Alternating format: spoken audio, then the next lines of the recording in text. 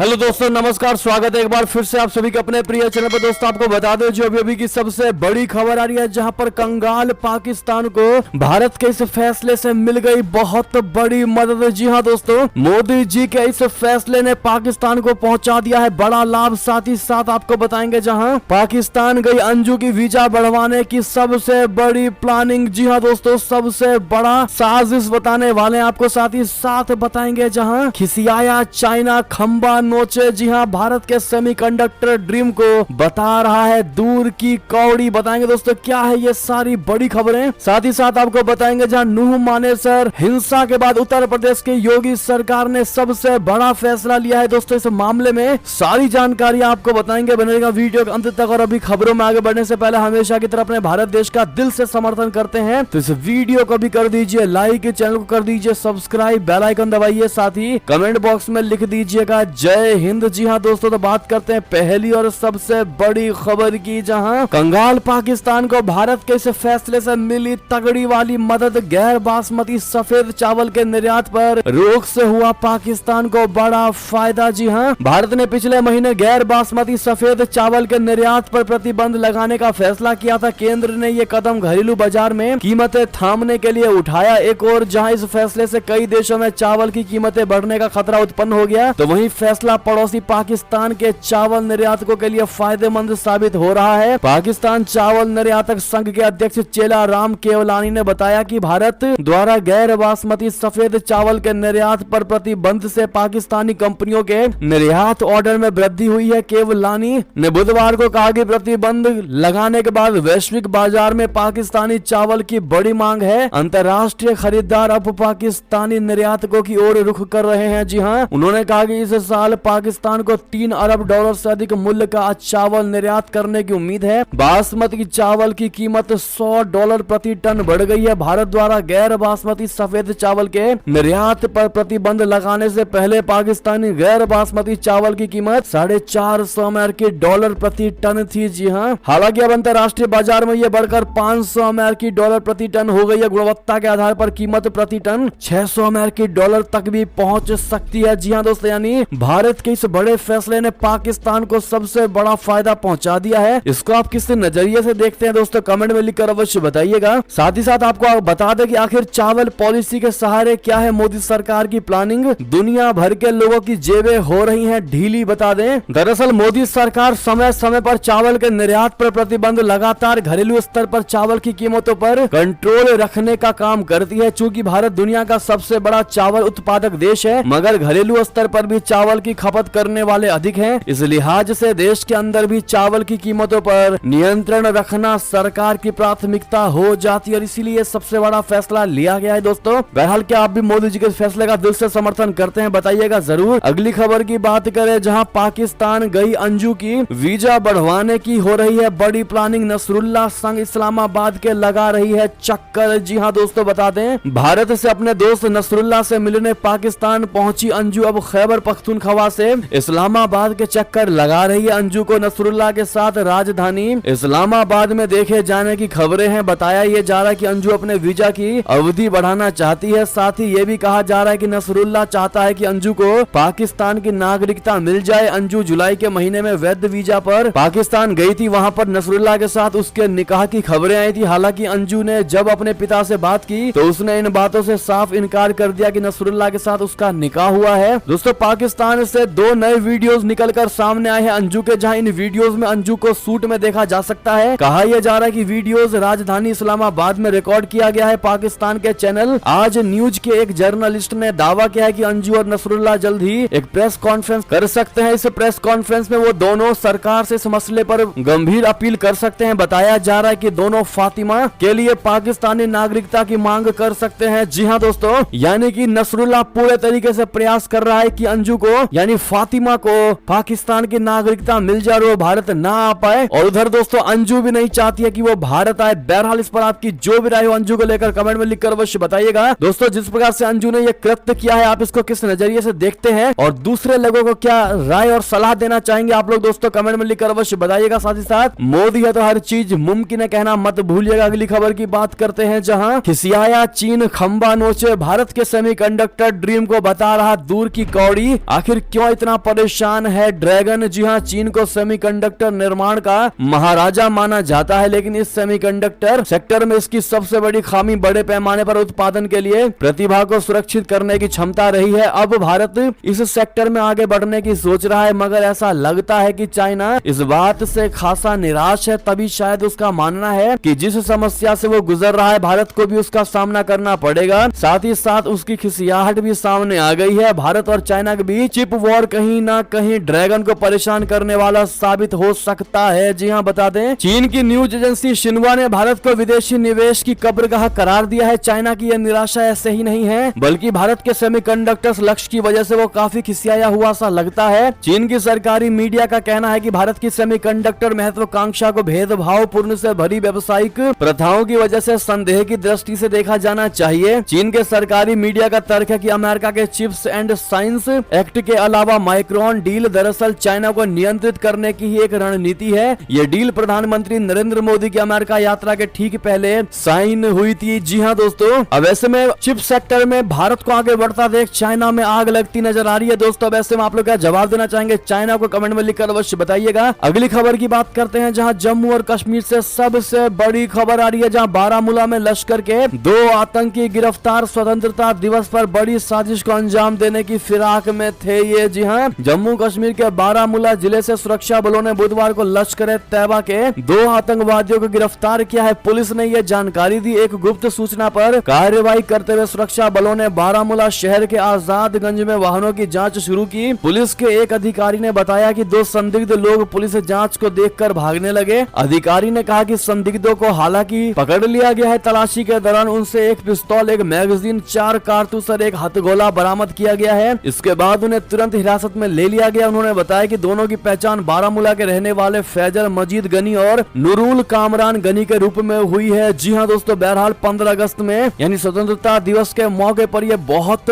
बड़ा हमला करने वाले थे दोस्तों, जिसको भारतीय सेना ने गिरफ्तार कर लिया है। अगली खबर की बात करते हैं, जहां पाकिस्तान को तुर्की से मिला घातक युद्धपोत। आखिर कितना है खतरनाक? भारत के लिए सबसे बड़ा लेकिन खतरा। जी हाँ, तुर्की ने पाकिस्तान को एक और युद्धपोत सौंपा है। पाकिस्तान के प्रधानमंत्री शहबाज शरीफ और तुर्की के उपराष्ट्रपति केवडेट यिलमाज ने साथ में मिलकर कराची शिपयार्ड में चौथा मिल जेम क्लास कारवेट PNS तारिक नौसेना सौंपा है। रेडियो पाकिस्तान की रिपोर्ट के मुताबिक साल 2018 में शुरू किए गए मिल जेम प्रोजेक्ट में पाकिस्तानी नौसेना के लिए 4 कॉरवेट तैयार किए जाएंगे। इनमें से 2 युद्धपोत पाकिस्तान में तो 2 तुर्की में तैयार होंगे। इससे पहले नवंबर 2022 में शहबाज शरीफ ने तुर्की के राष्ट्रपति रेसेप तैयब एर्दोगन के साथ नौसेना को कोवर्ट युद्धपोत PNS खैबर सौंपा था। बता दें कि पाकिस्तान की नौसेना को इस प्रोजेक्ट के तहत जितने भी युद्धपोत मिलेंगे उन्हें कई हथियारों से लैस किया जाएगा। बताया यह जा रहा है कि ये युद्धपोत रेखी सर्विलांस, अर्ली वार्निंग सिस्टम, पनडुब्बी रोधी तंत्र, जमीन से जमीन पर और जमीन से हवा तक हमला करने वाली मिसाइलों के साथ जमीन पर भी मिशन को अंजाम देने वाली क्षमताओं से लैस होगा, जो दोस्तों एक तरीके से भारत के लिए वाकई में खतरा वाली बात है दोस्तों। लेकिन भारत के पास जो युद्धपोत है पाकिस्तान सोच भी नहीं सकता, लेकिन उसके बावजूद भी कहीं ना कहीं पाकिस्तान भी अपने आप को अपग्रेड करने की कोशिश कर रहा है। वाकई में अब भारत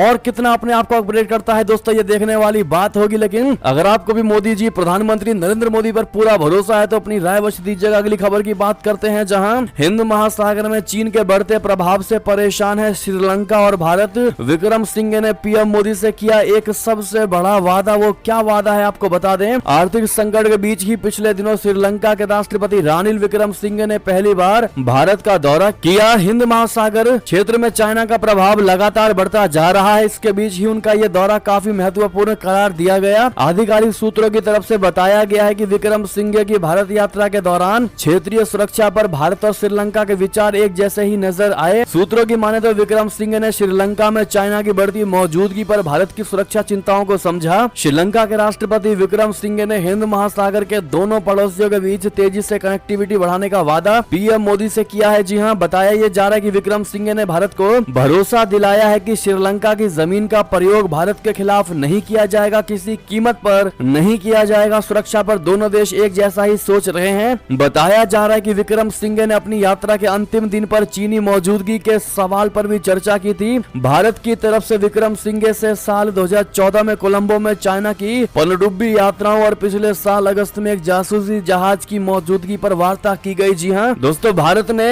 इतने बड़े मुश्किल घड़ी में श्रीलंका की मदद की, लेकिन वास्तव में श्रीलंका इस बात को मान भी रहा है दोस्तों, और कह रहा है कि हम भारत के इस उपकार को कभी किसी भी चीज से चुका नहीं पाएंगे, और ये हमेशा हमेशा के लिए हम भारत के कृतज्ञ रहने वाले हैं। बहरहाल दोस्तों, इस पर आपकी जो भी राय हो कमेंट में जरूर लिखकर बताइएगा। अगली खबर की बात करते हैं, जहां वैगनर लड़ाकों के चलते छेड़ेगा वर्ल्ड वॉर। जी हाँ, बरसेंगे बम, मचेगी तबाही। बता दें, संयुक्त राष्ट्र में अमेरिकी राजदूत लिंडा थॉमस ग्रीनफील्ड ने बहुत बड़ी चेतावनी दी है कि बेलारूस पोलैंड बॉर्डर पर मौजूद वैगनर लड़ाकों ने अगर पोलैंड पर हमला किया तो इसे रशिया का नाटो पर हमला माना जाएगा। ऐसे में नाटो के आर्टिकल 5 के मुताबिक नाटो को जवाबी कार्रवाई करनी होगी। अमेरिका की यह चेतावनी तब आई है जब बेलारूस में हजारों की संख्या में वैगनर आर्मी के लड़ाके मौजूद हैं। पोलैंड प्रधानमंत्री ने बेलारूस पोलैंड पर 100 से अधिक वैगनर लड़ाकों को देखे जाने की बात स्वयं मानी है। वैगनर के इन लड़ाकों द्वारा पोलैंड पर आक्रमण की आशंका खुद पोलैंड के रक्षा मंत्रालय द्वारा जताई जा चुकी है। पोलैंड के अलावा दूसरे यूरोपीय देश भी वैगनर लड़ाकों के मूवमेंट पर पैनी नजर बनाए हुए हैं। जी हाँ, वैगनर लड़ाके अपने दुस्साहसिक एक्शन के लिए जाने जाते हैं। पिछले दिनों रशिया के साथ वैगनर की एक दिन चली बगावत को पूरी दुनिया ने देखा था। जानकारों का मानना है कि मॉस्को पर लगातार हो रहे ड्रोन हमले के जवाब में वैगनर लड़ाके पोलैंड पर अटैक कर सकते हैं। बेलारूस में वैगनर की मौजूदगी पहले ही पोलैंड समेत सभी पश्चिमी देशों के लिए सरदर्द बनी हुई है। चलते हैं दोस्तों अगली खबर की तरफ, जहां light camera action RAW agent बनेगी सीमा हैदर। घर पर हुआ ऑडिशन। बता दे, सीमा हैदर से जानी फायरफॉक्स प्रोडक्शन हाउस की टीम ने ग्रेटर नोएडा पहुंचकर मुलाकात की है। टीम ने सीमा का ऑडिशन भी लिया है। टीम की ओर से बताया गया है कि सीमा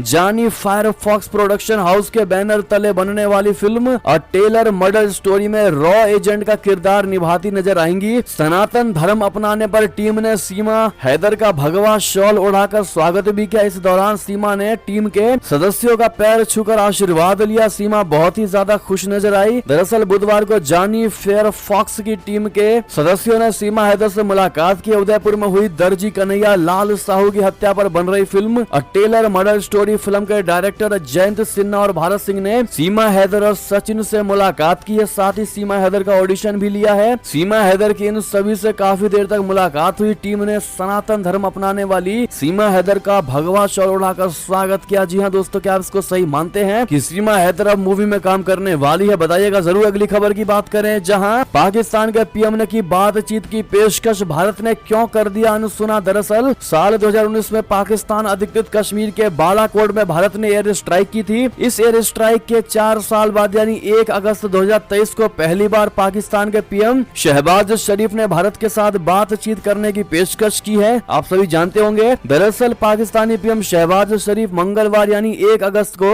इस्लामाबाद में पाकिस्तान खनिज शिखर सम्मेलन का उद्घाटन करने पहुंचे थे। डस्ट टू डेवलपमेंट के नारे के तहत आयोजित इस बैठक का मुख्य उद्देश्य नकदी संकट से जूझ रहे पाकिस्तान में विदेशी निवेश लाना था, मगर बैठक के बीच में उन्होंने अचानक ही भारत की बात छेड़ दी। PM शहबाज ने कहा कि भारत और पाकिस्तान दोनों देश फिलहाल गरीबी और बेरोजगारी से लड़ रहे हैं, इसीलिए युद्ध कोई विकल्प नहीं है। उन्होंने आगे कहा कि अगर पड़ोसी देश यानी भारत गंभीर मुद्दों पर बात करने के लिए तैयार है तो हम भी बातचीत करने के लिए तैयार हैं। दोस्तों, भारत और पाकिस्तान के रिश्ते अन्य पड़ोसी देशों से काफी अलग है, बहुत अलग है ये कह सकते हैं। जब डिवाइड हुआ था उसके बाद से ही दोनों देशों का रिश्ता काफी उतार चढ़ाव भरा रहा है। अब दोस्तों 1 अगस्त को शहबाज ने बातचीत की पेशकश जरूर की, लेकिन भारत की तरफ से अब तक इस मुद्दे पर इस बयान को लेकर कोई प्रतिक्रिया सामने नहीं आई है। और दोस्तों प्रतिक्रिया आई भी कैसे? पाकिस्तान ने भारत के लिए कभी भी कोई ऐसा मौका ही नहीं छोड़ा कि भारत एक सॉफ्ट कॉर्नर पाकिस्तान के लिए अपने दिल में रखे। पाकिस्तान ने हर तरीके से भारत को चोट दिया है दोस्तों, और उन जख्मों को भरने में हो सकता है पाकिस्तान बर्बाद हो जाए, लेकिन पाकिस्तान के प्रति भारत में प्यार कभी उबड़ नहीं सकता। जिस प्रकार से उसने भारतीय सेनाओं और भारत के लोगों पर हमले और अत्याचार करवाए हैं। जी हाँ दोस्तों, चलते हैं एक और खबर की तरफ, जहां ब्रिटेन में ब्रिटिश सांसद से मिला कश्मीरी प्रतिनिधि मंडल। POK और गिलगित बाल्टिस्तान में मानवाधिकारों मुद्दों पर की गई चर्चा। जी हाँ दोस्तों, United Kashmir People's National Party यानी UKPNP के एक उच्च स्तरीय प्रतिनिधि मंडल ने यूनाइटेड किंगडम के मिडलस्ब्रा में ब्रिटिश संसद के ब्रिटिश लेबर सदस्य एंड्रयू मैकडोनाल्ड से मुलाकात की है और मानवाधिकारों, पाकिस्तान अधिकृत कश्मीर और गिलगित बाल्टिस्तान में भूमि पर कब्जा करना, पर्यटक रिजॉर्ट्स, पहाड़ी चोटियों पर कब्जा करना और बुनियादी ढांचे की कमी, बुनियादी सुविधाओं की कमी से संबंधित कई महत्वपूर्ण मुद्दों पर चर्चा की गई। सदस्यों ने उन भेदभावपूर्ण प्रथाओं पर भी प्रकाश डाला जो कश्मीरियों को तब तक चुनाव में भाग लेने से रोकती है जब तक कि वे पाकिस्तान के प्रति निष्ठा नहीं रखते। यूके पीएनपी प्रतिनिधि मंडल ने सोमवार को ब्रिटिश सांसद मैकडॉनल्ड से मुलाकात की, जिसका नेतृत्व पार्टी के अध्यक्ष सरदार शौकत अली कश्मीरी ने किया। दोस्तों अगली खबर की बात करें, जहां आतंकवादियों के खिलाफ कार्रवाई करिए नहीं तो हम करेंगे। जी हां, तालिबान को बिलावल भुट्टो की गीदड़ भभकी। बता दें, पाकिस्तान के विदेश मंत्री बिलावल भुट्टो जरदारी ने मंगलवार को कहा है कि अगर अफगान की अंतरिम सरकार आतंकवादियों के खिलाफ कार्रवाई करने में नाकाम रहती है तो पाकिस्तान के पास अंतर्राष्ट्रीय कानून के तहत काबुल के अंदर छिपे आतंकवादियों के खिलाफ आत्मरक्षा में कार्रवाई करने का विकल्प है। पाकिस्तान के विदेश मंत्री बिलावल भुट्टो ने तालिबान को उस वक्त चेतावनी दी है जब पाकिस्तान के खैबर पख्तूनख्वा में 2 दिन पहले भीषण बम धमाका हुआ था, जिसमें मरने वालों की संख्या 50 पार कर गई थी। हालांकि मीडिया से बात करते हुए बिलावल भुट्टो ने साफ कर दिया है कि ये उनकी सरकार के लिए पहला विकल्प नहीं होना चाहिए। पाकिस्तान के विदेश मंत्री ने तालिबान को दोहा समझौते की भी याद दिलाई, जबकि तालिबान पिछले हफ्ते ही पाकिस्तान को कह चुका है कि दोहा समझौता उसके और अमेरिका के बीच हुआ था, पाकिस्तान के साथ नहीं। जी हाँ दोस्तों, अगली खबर आपको बता दें, जहां पर कूनो नेशनल पार्क में एक और चीते की मौत, अब तक 9 ने तोड़ा दम, कांग्रेस ने साधा मोदी सरकार पर निशाना। बता दें, कूनो नेशनल पार्क में एक और चीते की मौत हो गई है। मध्य प्रदेश से बड़ी खबर, मध्य प्रदेश के कूनो राष्ट्रीय उद्यान में एक और चीते की मौत हो गई। चीतों की मौत का ये 9वां मामला है। इनमें 6 चीते और कूनो में जन्मे 3 शावक शामिल हैं। बुधवार को जिस चीते की मौत हुई है वो मार्च के बाद से मरने वाला 6वां वयस्क चीता है। वहीं कांग्रेस महासचिव जयराम रमेश ने मध्य प्रदेश के कूनो राष्ट्रीय उद्यान में एक और चीते की मौत का हवाला देते हुए बुधवार को कहा है कि ऐसा तब होता है जब विज्ञान एवं पारदर्शिता को पीछे छोड़ दिया जाता है। पूर्व पर्यावरण मंत्री रमेश ने ट्वीट किया कि कूनो में जरूर बहुत बड़ी चूक हुई है। आज सुबह 9वें चीते की मौत हो गई। ये तर्क पूरी तरह से बकवास है कि ये मौतें अपेक्षित हैं। अंतर्राष्ट्रीय चीता विशेषज्ञों द्वारा इसे खारिज कर दिया गया है। ऐसा तब होता है जब विज्ञान और पारदर्शिता को पीछे छोड़ दिया जाता है। ऐसा तब होता है जब किसी व्यक्ति के लिए दिखावा और अपना गुणगान ही सबसे ऊपर हो जाता है। दोस्तों, जिस प्रकार से विपक्ष खास करके जयराम रमेश मोदी जी को घेरने की कोशिश कर रहे हैं, ऐसा लग रहा है कि मोदी जी ने ही इसमें बड़ी गलती कर दी होगी। बहरहाल दोस्तों, आप लोग क्या जवाब देना चाहेंगे इस मुद्दे पर जयराम रमेश को जो इस प्रकार की बातें कर रहे हैं, जहां पर ये चीजें नेचुरली होती हैं, यहाँ पर किसी का हस्तक्षेप नहीं होता। दोस्तों, आपकी जो भी राय हो बताइएगा जरूर। अगली खबर की बात करते हैं, जहां वर्ल्ड कप के लिए पाकिस्तान ने फंसाया ये नया पेच। प्रधानमंत्री ने बनाई समिति। दरअसल भारत की मेजबानी में अक्टूबर-नवंबर में वनडे वर्ल्ड कप खेला जाना है। इसके लिए पाकिस्तान क्रिकेट बोर्ड और वहां की सरकार की तरफ से लगातार नए नए बयान सामने आ रहे हैं। ये तो सभी जानते हैं कि भारत और पाकिस्तान के बीच रिश्ते बेहतर नहीं है और इसका असर खेल जगत पर पड़ता है। अब नया पेच अड़ा दिया गया है। पाकिस्तान क्रिकेट बोर्ड को 50 ओवर के वर्ल्ड कप के लिए राष्ट्रीय टीम भेजने की स्वीकृति मिलने की उम्मीद है, लेकिन इससे पहले एक सुरक्षा प्रतिनिधि मंडल भारत का दौरा करेगा। यही प्रतिनिधि मंडल भारत दौरे के लिए अपनी स्वीकृति देगा, अप्रूवल देगा। प्रधानमंत्री शहबाज शरीफ ने समीक्षा करने और वर्ल्ड कप में भारत के प्रतिनिधित्व पर फैसला करने के लिए एक समिति का गठन किया है। जी हाँ दोस्तों, अगली खबर आपको बता दें, जहां T20 सीरीज शुरू होने से पहले BCCI ने उठाया बड़ा कदम। एक ही नहीं बल्कि 2 कोच के लिए मांगाए हैं आवेदन। जी हाँ, बात करते हैं एक और खबर की, जहां नूह मानेसर में इंटरनेट पर पाबंदी बढ़ी तो यूपी के 11 जिलों में बड़ा अलर्ट घोषित कर दिया गया है। भरतपुर में धारा 144 लागू कर दी गई है। जी हाँ, हरियाणा के हिंसा प्रभावित क्षेत्रों में इंटरनेट पर पाबंदी बढ़ा दी गई है। नूह, फरीदाबाद, पलवल और गुरुग्राम के सोहना, पटौदी और मानेसर में इंटरनेट पर रोक लगा दी गई है और इसको 5 अगस्त की रात तक के लिए बढ़ा दिया गया है। हालांकि गुरुग्राम शहर में इंटरनेट सेवाएं बहाल रहेंगी। इस बीच उत्तर प्रदेश के 11 जिलों और राजस्थान में भी अलर्ट जारी किया गया है। अधिकारियों ने बुधवार को यह जानकारी दी। अधिकारियों ने बताया कि हरियाणा की सीमा से सटे राजस्थान के भरतपुर के 4 इलाकों में मोबाइल इंटरनेट सेवा को गुरुवार सुबह तक निलंबित कर दिया गया है। साथ ही अलवर जिले के 10 और भरतपुर जिले के 4 इलाकों में धारा 144 लागू कर दी गई है। यानी कि दोस्तों, उत्तर प्रदेश की योगी सरकार ने भी ये सबसे बड़ा एक्शन लिया है हरियाणा में हिंसा को देखते हुए। बात करते हैं अगली खबर की, जहां मोदी सरनेम वाले मामले में राहुल गांधी का सुप्रीम कोर्ट में जवाब। कहा, मैं दोषी नहीं, माफी मांगनी होती तो मैं ये बहुत पहले कर चुका होता। जी हां, मोदी सरनेम मानहानि केस में राहुल गांधी ने सुप्रीम कोर्ट में जवाब दाखिल किया है। राहुल गांधी ने कहा है कि इस केस में माफी ना मांगने के चलते शिकायतकर्ता की ओर से मुझे घमंडी कहना गलत है। मेरा स्टैंड हमेशा से ये रहा है कि मैंने कोई अपराध नहीं किया है, लिहाजा दोषी ठहराने जाने का फैसला गलत है। अगर मुझे माफी मांग कर समझौता करना होता होता तो ये मैं बहुत पहले कर चुका होता। राहुल गांधी ने ये जवाब उनके खिलाफ मानहानि का केस दायर करने वाले शिकायतकर्ता पूर्णेश मोदी के हलफनामा पर दाखिल किया है। पूर्णेश मोदी ने कोर्ट में दाखिल जवाब में कहा था कि राहुल गांधी ने मोदी सरनेम रखने वाले समाज के एक बड़े तबके की मानहानि की। बिना वजह एक पूरे वर्ग को अपमानित करने के बाद भी राहुल गांधी ने कोई पछतावा जाहिर नहीं किया। उन्होंने कोई माफी नहीं मांगी है। उनका रवैया हमेशा घमंड भरा रहा है। इस